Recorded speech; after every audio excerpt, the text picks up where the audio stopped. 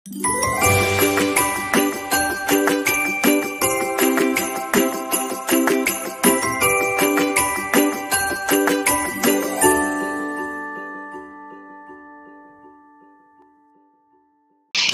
Mbak, dengar gimana?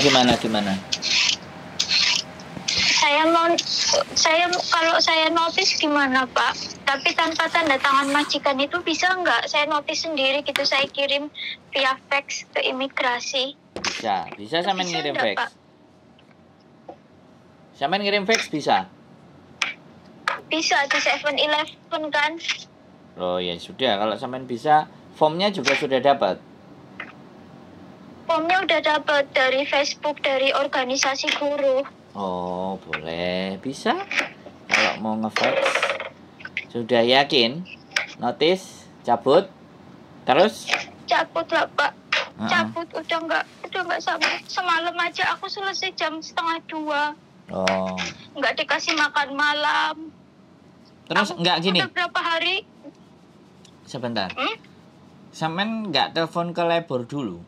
Menceritakan sesuatu yang sampean alami? Belum Pak, aku belum telepon. Emang bisa telepon ke labor? Bisa dong. Bisa Mbak telepon ke labor. Labor itu memihak siapa? Karena aku nelpon agent lebih memihak majikan.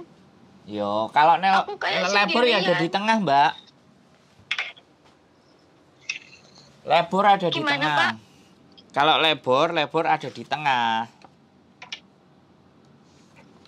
Halo? Iya, saya mendengarkan, Pak. Apa sama organisasi nggak dikasih tahu nomornya labor sampean? Ada di buku, tapi saya belum pernah nyoba. Itu bener nggak nomornya? Iya benar, di buku. Yang baru datang. Iya, boleh. Di buku itu ada nomornya Hotline Reporting Breach and Employment Ordinance 28152200 atau Enquiry Hotline 27171771. Boleh, sampean coba. Halo? Nggih, mirong mendengarkan. Sampean libur hari biasa apa hari Minggu? Hari Minggu. Oh, kalau sampean libur hari biasa lebih enak karena labornya buka. Semuanya diceritakan. Nanti labor kirim surat ke majikan. Kan kayak gitu. Perlakuannya jam berapa kayak gitu kan. Nah, tapi nek sampean sudah merasa bahwa perjuangannya mentok, perjuangannya sudah nggak harus dilanjutkan, ya sudah gitu loh.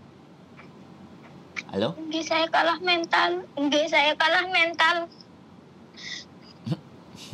Iya, nggak usah sedih lah. Ya, hidup itu memang begini. Ya, Hongkong itu memang begini.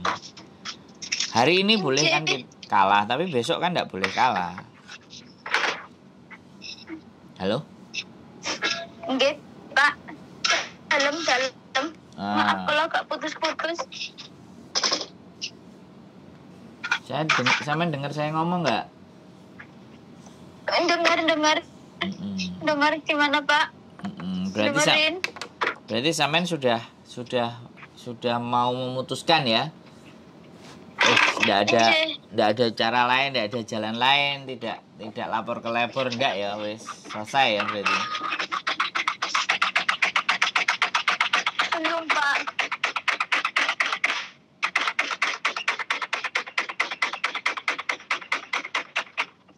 Maaf deh Pak, mesin cucinya gemeradak. Halo? Iya. Mesin cuci. Saya sempat bingung, saya harus minta apa, ngomong ke siapa kayak gitu. Duh, kan? Karena tak kira agent yang bawa saya juga ternyata cuma mundur. Pada akhirnya ya saya tetap ambil keputusan kayak gini. Nah, kalau sampean masih kuat ya bicara ke labor, Mbak. Nggih. Tapi kalau sampean udah memutuskan ya sudah, nggak perlu bicara labor ya sudah. Gitu. Libur hari biasa nggak boleh? Nggak boleh, Pak. Soalnya anak-anak sekolah harus ngurusin anak-anak. Oh, ya Saya nggak mau tahu. ya sudah, berarti kan tinggal telepon aja ke labor. Oke. Pas nungguin anak mau pulang sekolah, berangkat agak awal, terus sampean telepon.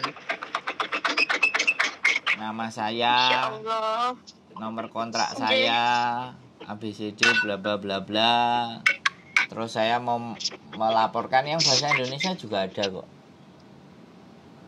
Labor ada bahasa Indonesia. Nah nanti catatan laporan sampean kan dicatat. Setelah itu kan disuratin tuh majikan. Pembantumu kamu perlakukan sampai begini. Saya itu ya, Pak. Kenapa? Saya itu ya kalau mau lapor yang kayak gitu udah takut duluan. Nanti dia dapat surat terus saya makin diunyel-unyel, makin nggak bisa istirahat, makin nggak bisa makan kayak gitu. Ya kalau marah melampiaskannya saya nggak boleh makan, nggak boleh istirahat. Loh itu sudah, kalau sampean bisa punya rekamannya itu kena pasal loh Mbak. Ya itu kena pasal. Jadi makanya semuanya mau bantu sampean lang, sampean sendirinya nggak mau bantu udah sampean tidak. Udah takut duluan. Lah. Ya, udah takut duluan.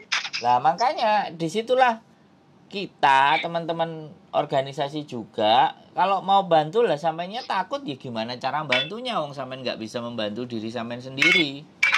Kan begitu tuh Mbak. Sampean udah kalah dengan takutnya. Kalau udah kalah dengan takutnya ya sekuat apapun saya bantuin sampean ya nggak ada gunanya. Iya. Kan seperti itu tuh Mbak. Jadinya sekali lagi bahwa Hongkong kan memang keras dan organisasi pun nek sampean telepon juga kan dijawab, dikasih tahu, diajarin, malah disuruh begini, disuruh begitu, kan pasti begitu semua toh. Yang melakukan kan sampean sendiri. Kalau sampean sendiri nggak melakukan ya sudah. Kita bisanya apa? Dukungan kita hanya begitu. Karena saya juga bukan staff agent sampean yang nggak bisa ngomong sama majikan. Kan begitu. Kecuali kalau paspor ditahan, nah kita bisa nemani sampean untuk ngambil paspor. Nah ini kan pekerjaan. Ini kan dengan majikan. Mau nggak mau kan sampean sendiri yang harus menghadapi majikan. Yang harus ngomong, yang harus ribut, yang harus sengketa, yang harus berantem kan ya sampean sendiri yang harus maju. Dan ada labor. Apa yang diperlakukan kepada sampean itu ada kronologisnya, ada buku catatannya, ada voice overnya, semua data komplit lengkap, maka dia akan disuratin. Resikonya ketika sampean disuratin ya sampean diinterminate. Itu resikonya. Nah, sampean semakin diunyel-unyel ya bantah aja terus.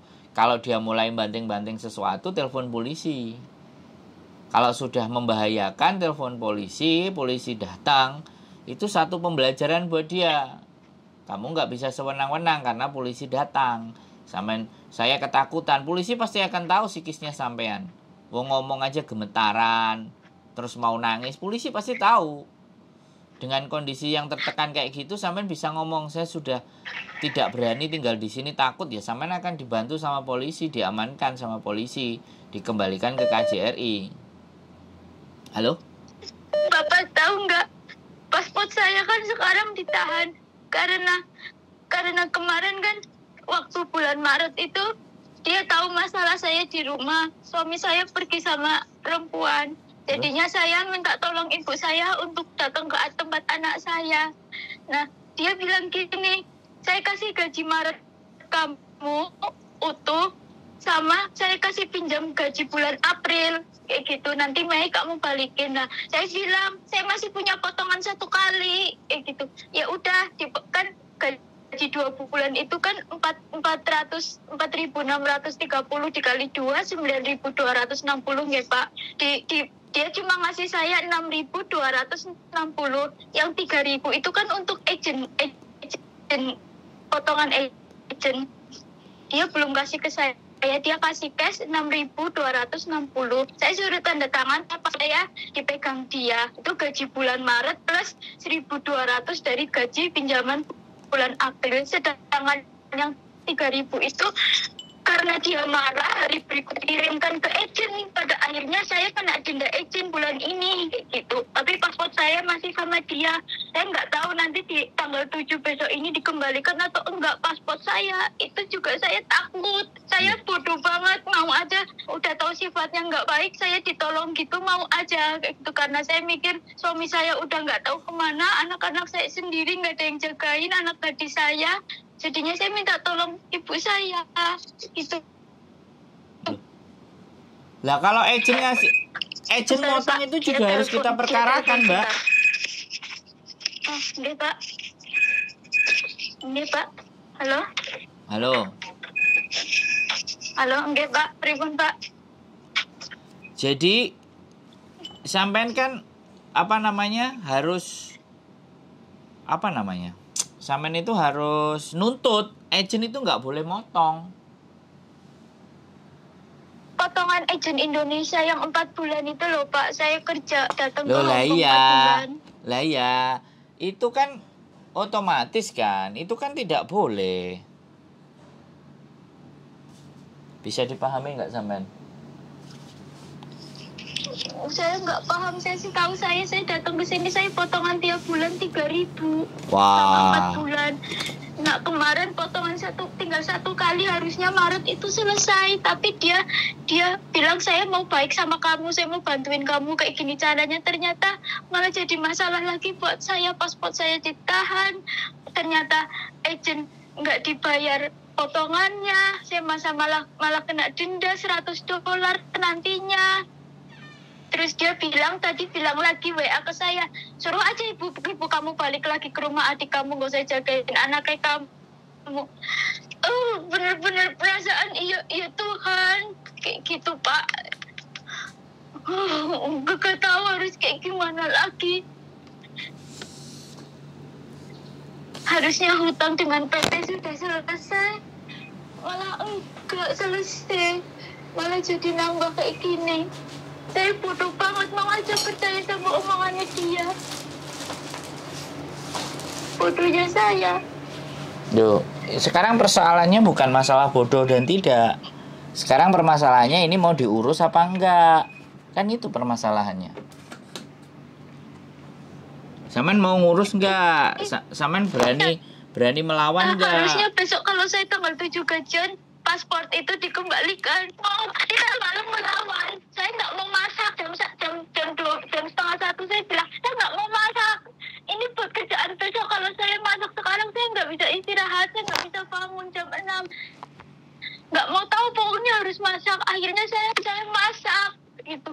Kunci kamar saya dikunci, saya nggak bisa ambil HP untuk menghubungi siapapun. Akhirnya saya masak selesai jam 1:30. Saya baru bisa tidur jam 2. Terus saya harus mandi bersih-bersih. Saya selalu ngelawan omong, Pak. Saya selalu ngelawan omong.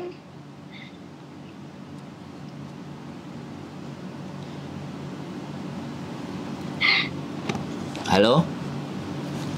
Oke, Pak. Dia ngancam saya, kamu tunggu aja 2 bulan mau saya ganti pembantu baru. Saya bilang, saya nggak ngejawab gimana, tapi dalam hati saya bilang mau diganti ya monggo diganti kayak gitu. Tapi kenapa saya dibeginikan terus?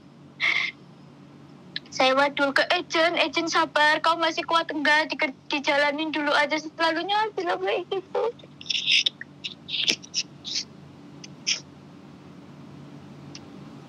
Jadi sekali lagi kalau misalnya sampean ngerasa bahwa ibaratnya nggak akan melawan, ya saya nggak bisa apa-apa kan, kayak gitu ceritanya. Jadi yang hanya bisa lakukan sampean hanya menangis dan menangis. Jadi kalau menangis dan menangis, ya kitanya nggak bisa apa-apa juga. Nggak ada solusi. Kenapa? Nggak akan ada jalan keluar, saya tahu. Kalau sampean takut juga ya kita gimana ngasih solusinya kan, kayak gitu ceritanya. Jadi ceritanya seperti itu. Makanya saya nggak bisa ngasih masukan macem-macem. Kan ceritanya begitu, Mbak. Enggak, Pak. Cuma ingin melawan terus saya bisa pulang gitu. Udah. Lah iya, lah kalau Aku saja sampean kayak kepingin bebas dari sini gitu, Pak, lepas dari sini.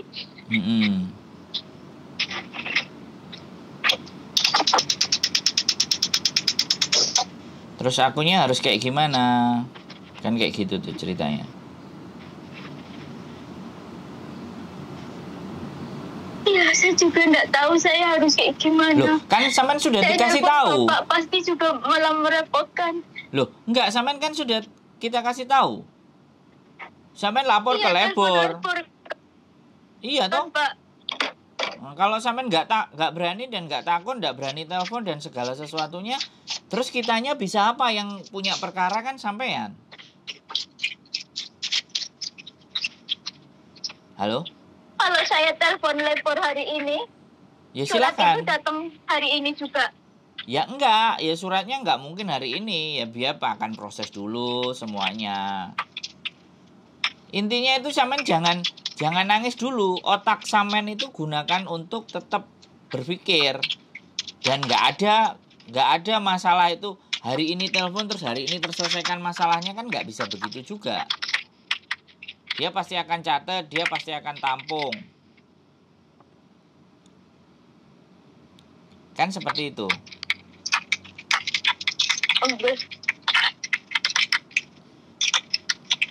Jadi seperti itu, Mbak. Lah kalau sampean isinya cuma nangis terus bodoh kayak gini, lah kitanya terus gimana coba? Kitanya harus kayak gimana nek sampean sendirinya begitu?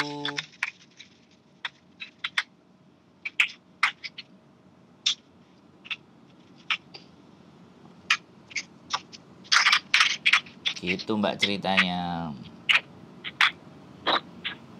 Enggak, Pak.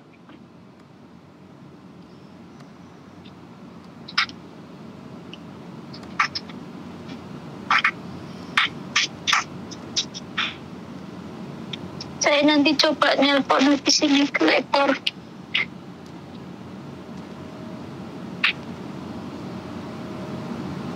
Coba. Halo, Pak. Ya, halo. Ya, ditelepon, dicoba. Yang bisa memperjuangkan diri sampean itu ya diri sampean sendiri.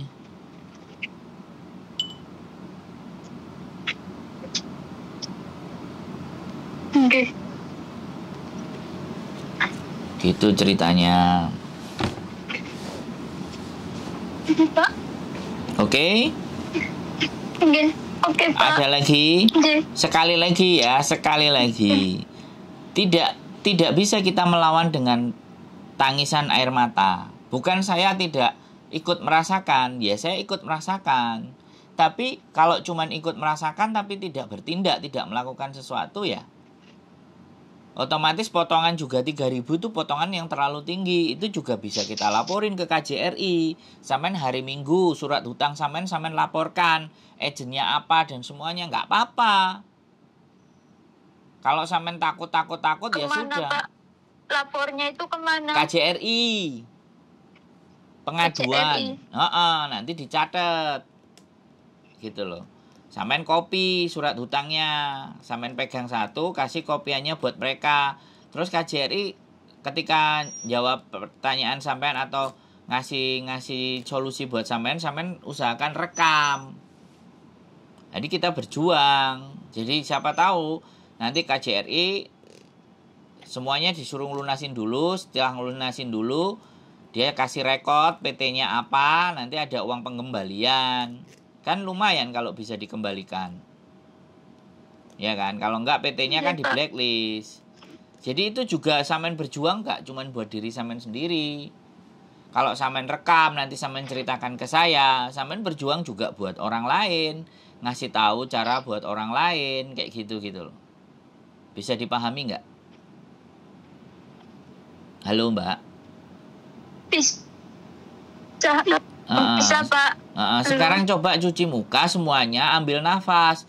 bahwa masa depan sampean ya perjuangannya dari diri sampean dengan berbagai macam masalah kayak gini gitu loh. Nah, kita kan bantunya ngasih semangat, ngasih tahu caranya, jalannya, segala sesuatunya ya sampean tetap jalan sendiri karena kan libur memang hari Minggu. Kalau KJRI kan hari Minggu ya buka, boleh. Banyak kok teman-teman yang pengaduan potongannya sudah melebihi dari standar, ya dilaporkan, ya ditulis, ya dicatat ke KJRI. Halo, Mbak? Nggih, Kan siapa tahu nanti. Lagi Nanti siapa tahu sekali lagi kalau KJRI-nya benar, sampean ada rekamannya menyerahkan itu semuanya, sampean ada laporannya, ya nanti udah selesai kita urus ke PT. Terus ternyata sampean ditelepon, Mbak ada pengembalian, oh berarti KJRI bener. Tapi kalau misalnya sudah ditunggu berapa lama, ternyata uang itu nggak kembali, kita viralkan kan bisa. Kan kayak gitu loh, kita ceritakan. Dan itu kan pengalaman sampean pribadi. Dan sampean ada bukti percakapan. Merekanya ngomong apa. Nah kalau labor ya jelas dia akan suratin.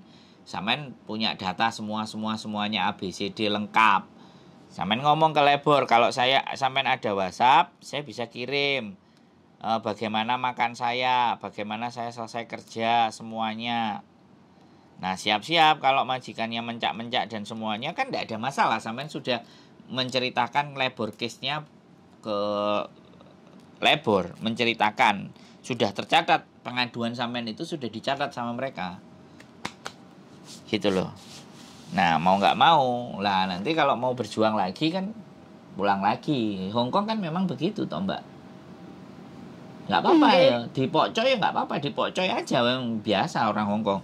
Tapi kalau dia udah mulai main tangan, mau banting-banting sesuatu, polisi yang maju Mbak, telepon polisi 999 gitu aja. Dia mau melukai saya, otomatis sama nek cerita karo polisi ambek nangis-nangis kayak gitu kan, polisinya sudah bisa baca gitu bahwa sampean posisi dan keadaan tertekan gitu. Bisa dipahami nggak? Bisa. Ya sudah, itu sampean pikirkan ulang. Jadi saya nggak mau ikut berlarut-larut, tapi saya harus mengeluarkan sampean untuk tidak di zona ketakutan gitu loh. Kalau sampean zonanya ketakutan 90%, jelas sampean nggak bisa ngapa-ngapain. Tapi kalau zona ketakutannya bisa direndahkan lagi 30%, sampean 70%-nya pakai logika. Lah di saat logika sampean jalan, maka persoalan itu pelan-pelan akan terurai. Persoalan itu akan pelan-pelan akan terselesaikan. Karena persoalan tidak selesai itu karena takut, khawatir, ya kan. Terus kitanya males, ya kan. Ya, sampean kan hopeless. Nah, sampean sudah habis harapan. Nah, itu masalah tidak akan terselesaikan. Semangatnya udah habis. Nah, sampean sekali lagi saya bilang, Gusti Allah itu sudah mengizinkan sampean menginjakkan kaki sampean di Hongkong. Bisa dipahami. Dari ribuan orang yang pingin ke Hongkong, sampean salah satunya yang nyampe di Hongkong. Lah giliran nyampe di Hongkong kok melempem. Iya kan, di PT sampean berapa lama? Di PT berapa lama? Di PT perjuangan sampai nunggunya berapa lama? Masa potongan tinggal dikit selesai aja sampean nyerah dengan majikan? Hongkong ya kayak gitu. 10 kali kita datang majikan bisa jadi 7 kali, 8 kali yang bleset. Tapi kalau mental kita nggak ketata ya repot.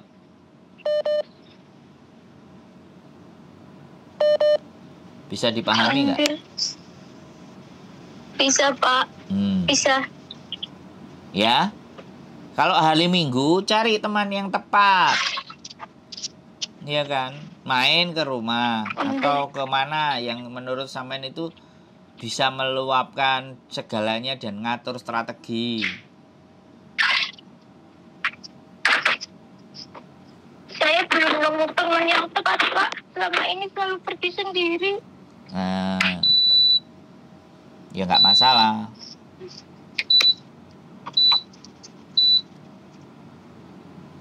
Jadi kayaknya nggak pernah punya solusi karena apa-apa sendirian gitu, nggak ada temen. Nah, dan nyari temennya yang bener juga. Udah drop kayak gini, nyari temennya salah malah dihapusi. Iya, kayak kemarin pernah nyari teman malah dikasih solusinya suruh pacaran sama aki-aki di sini. Loh, siapa itu yang nyuruh? Saya langsung ketakutan. Kok makin aneh? Iya, itu temannya teman saya. Dia ex Hongkong 13 tahun, ketemu di PT dulu. Terus dia bilang libur sama saya aja kayak gitu. Sekali dua kali belum tahu saya, lah barang udah ketiga kalinya dia ngenalin ini. Dia bilangnya kakangku nang kene, bilang kayak gitu. Terus oh iya dikenalin, terus minggu berikutnya bilang katanya dia suka sama kamu. Kamu kok lagi bermasalah sama suamimu, sama dia aja. Nanti gajimu utuh, kamu libur di sini makan apa segala macem terjamin. Waduh. Kebutuhan anakmu dari duit kamu kerja kayak gitu. Terus saya mundur, saya nggak mau bertemu lagi. Istimewa juga ya, di luar sana ya. Iya. Kayak gitu, ngomongnya kayak gitu ke saya.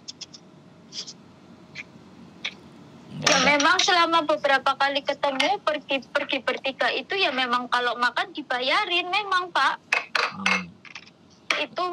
Itu mendekati hari raya Imlek.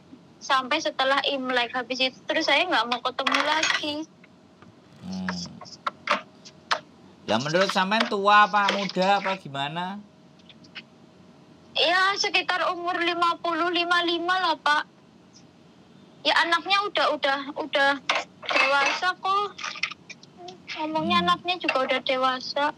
Dia dulu pernah nikah sama orang Indonesia juga. Cuman katanya ditipu, diporotin duit tetok, kayak gitu. Terus temanku itu bilang gini, kamu pacaran sama dia. Dia ngomong sama aku suka sama kamu, tapi nggak mungkin nikahin kamu. Terus aku juga bilang nih, lah siapa yang kesini mau nikah, Mbak? Aku bilang gitu. Aku nggak mau yang kayak gitu-gitu lah. Nggak apa-apa, nggak masalah tuh. Kamu juga wis ora ana bojone, bojomu juga ngomong iki, kayak gitu. Duitmu utuh, kirim gue bocah. Konang kene engkau garis kok nanang anu uang kue, ngomong kayak gitu.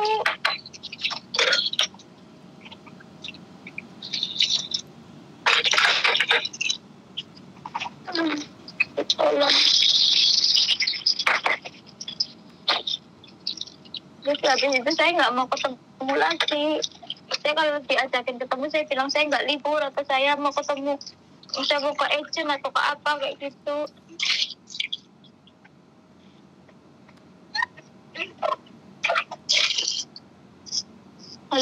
Halo. Ya sekali lagi serba-serbinya macam-macam. Kalau udah orang drop udah kayak gitu. Enggak.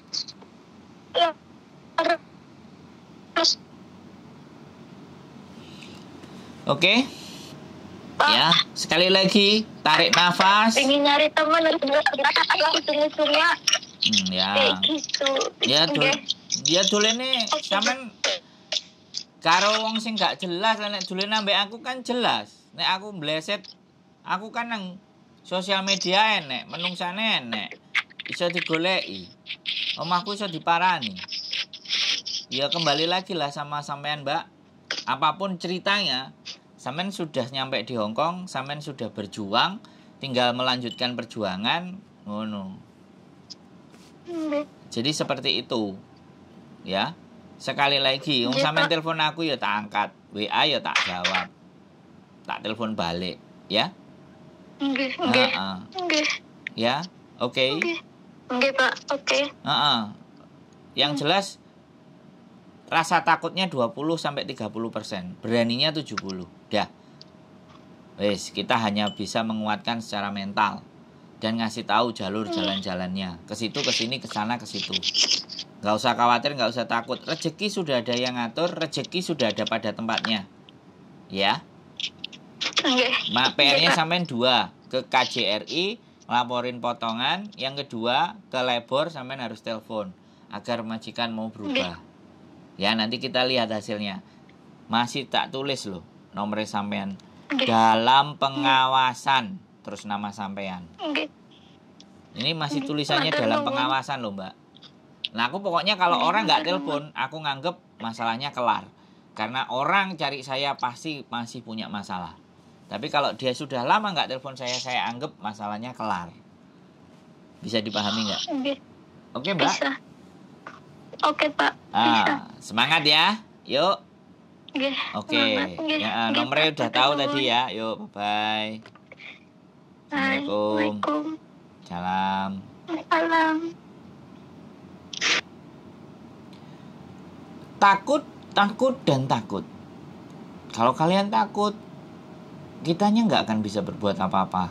Bahkan kalau kalian takut, rasional dan logika cara berpikir kalian tidak akan sampai. Makanya yang harus kami lakukan ketika orang takut bangun, kita harus turunkan ketakutan itu agar supaya teman-teman bisa berpikir secara logika.